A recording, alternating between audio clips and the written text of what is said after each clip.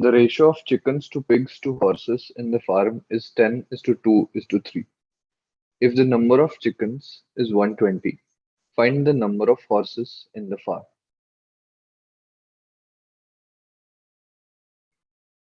Now, let's assume the number of chickens to be 10x.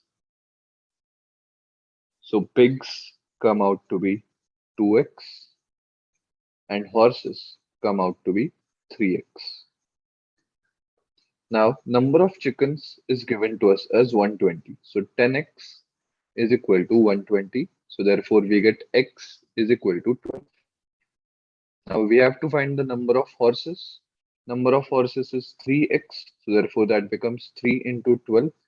So that is 36. So answer is option B, 36.